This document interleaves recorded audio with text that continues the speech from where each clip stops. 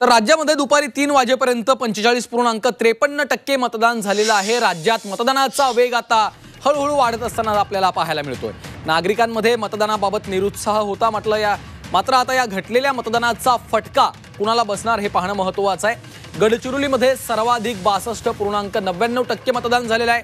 ठाण्यामध्ये सर्वात कमी 38.94% मतदान झालंय। मुंबई शहरात 39.34% तर मुंबई उपनगरामध्ये 40.89% मतदान झालेलं आहे। सर्वात कमी मतदान हे ठाण्यामध्ये झालेलं आहे। राज्यात दुपारी 3 पर्यंत आपण पाहतोय 45.53% मतदानाची नोंद झालेली आहे। आणि या सगळ्या संदर्भात अधिकचे अपडेट्स घेऊयात। कृष्णात पाटील आमचे प्रतिनिधी आपल्या सोबत थेट जोडले गेलेले आहेत। कृष्णात, आपण पाहतोय खरं तर सकाळी जो वेग होता तो आता हळूहळू वाढत असतानाचं चित्र आपल्याला पाहायला मिळतं आणि दुपारी 3 पर्यंतची जी आकडेवारी आहे ते 45.53% झालेली आहे। इतर भागामध्ये कशा पद्धतीने मतदान होतोय, काय आकडेवारी समोर आलेली आहे कृष्णात?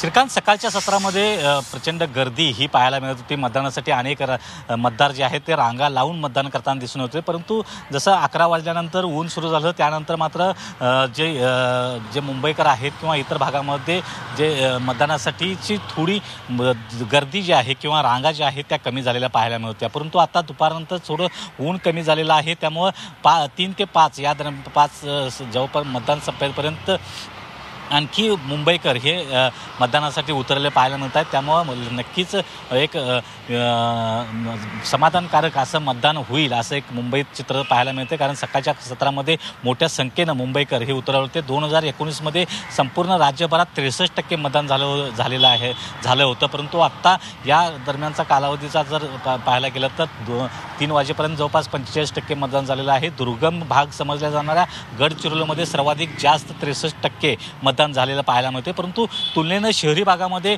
नेहमीच मतदान हे कमी होतं। शहरी भागातील लोक हे मतदानासाठी जास्त उतरताना दिसून येत नाही आहेत। यावेळी देखील तशाच प्रकारची परिस्थिती पाहायला मिळते। ठाणे असू दे किंवा मुंबई असू दे, या दोन्ही मोठ्या शहरांमध्ये जवळपास 39% मतदान झालेलं पाहायला मिळते। मुंबई शहरमध्ये देखील 39% मतदान हे झालेलं पाहायला मिळते। एकंदरीतच ग्रामीण भागामध्ये जसा उत्साह आहे मतदारांना बाहेर काढण्यासाठी तिथले राजकीय पक्षांचे कार्यकर्ते जशा प्रकारे कष्ट घेतात, तसं मुंबई शहरामध्ये किंवा एकंदरीत ठाणे शहरामध्ये होताना दिसून येत नाही। जे स्वतःहून जे मतदानासाठी येत आहेत त्यांच्यापर्यंत पोहोचणं जे आहे ते प्रत्येक पक्ष गेलेला आहे, तरी देखील एक मतदान संपेपर्यंतचा आकडा जो आहे तो किती कालावधी वाढतो, एक शेवटचे 2 तास राहिले आहेत, त्यामुळे किती कालावधी किती मतदान टक्केवारी वाढते ते पाहणं देखील महत्त्वाचं आहे। निश्चितच कृष्णात, खरं तर आता 4 वाजलेले आहेत। पुढच्या 2 तासामध्ये हे मतदान आणखी कितपर्यंत वाढतं, काय टक्केवारी समोर येते हे पाहणं महत्त्वाचं आहे। धन्यवाद या सगळ्या सविस्तर माहितीसाठी।